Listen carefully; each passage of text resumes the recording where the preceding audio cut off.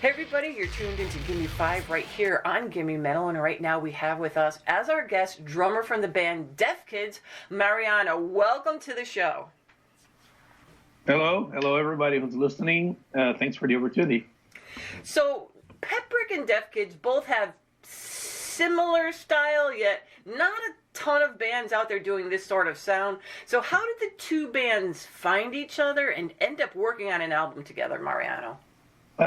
That's actually kind of cool because when we were released by New Rot, like when Steve Von Till found out about us and stuff like that, we got like Configuração do Lamento, our like first album by New Rot, like got released, and then Igor contacted us and said, "All right, I dig what you do and stuff," and we were preparing like a remix album, like a Configuração do Lamento remix album, and we asked him if he would like to do it, and he said, "Right, yeah." We even thought it would be with Mix Hell because we weren't aware of Petbrick's existence. It was really young, and then he said, "Here, it's done with my new band, Petbrick," and I said, "All right, that's cool," and we really liked it because it's like really like.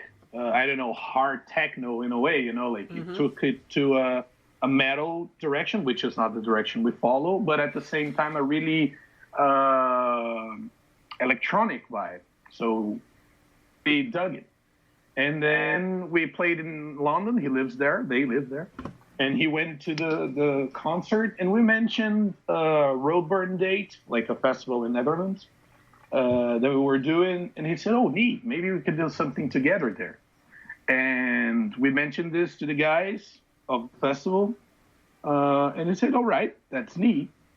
Because, I mean, he's Igor Cavalier, you know. I think they would be really happy in introducing his new band, especially in a setting like this, because a lot of people put a lot of faith on us, which is really cool. I mean, it means a lot for us. So we weren't taking this too seriously when I think he didn't take it seriously when he offered this to us, and we didn't take it like that seriously in terms of like, let's see if they like the idea, and they liked it. So we went to London for 3 days and rehearsed like a set with our songs and their songs, like 3 of each, like in an augmented way, you know, like. So I could play percussion on their songs.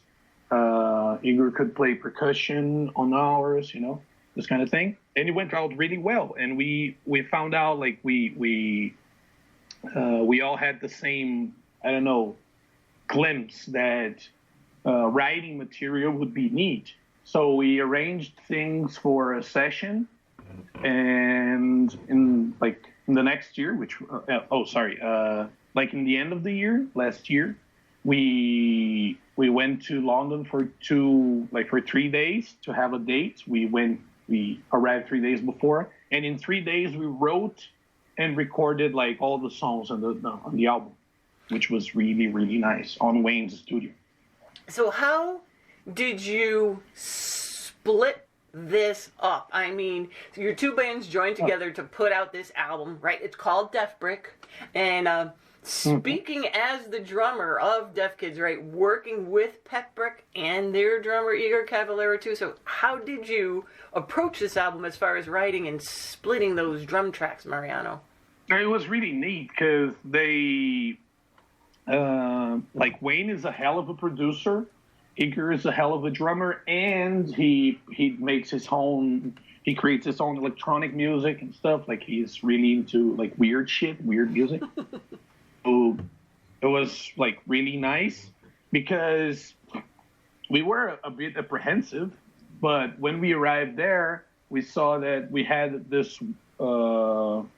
We collectively had this preoccupation, if you will, of like to create something that was free, like it had a certain flow, but it wasn't like a jam session, you know? Mm-hmm. So we focused on like, oh, so I have an idea for the song. So it goes like this. And then we we would like write around it. So having two drummers and percussionists, that actually adds a lot to it. Because, for example, I think in Sweat Drenched Wreck, that's a tongue fucker. I don't know if I'm allowed to curse. Sorry about that, but like nobody played drums on that. Like we played cushions, you know. We had a pad, and we played through a synth, and the beat is like it's a drum machine. Right. And all other songs, for example, the first song it's just me playing drums, but the first song is the last song, right? So in the last song, there's the same drum track, but Igor is playing on top of it. And for example, in Free Speech for the Dumb, I'm playing drums and percussion. So we had this thing where in a song, like he could play drums and I could play percussion.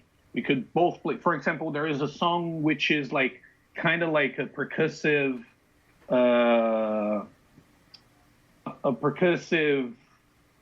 passage, you know. And this, like the fourth or fifth one, and this one, it's just us playing the drums with our hands, you know, like playing the drums as percussions. So in another song, this one I've mentioned, the synth cushion one, I played like a snare, but without the snare, you know, without.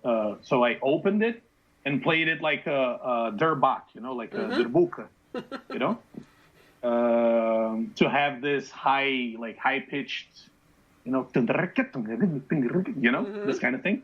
So that's actually opened a lot of possibilities, because having people who work in different areas, like, and which is something that the three of us have as well. Like Douglas plays percussion as well.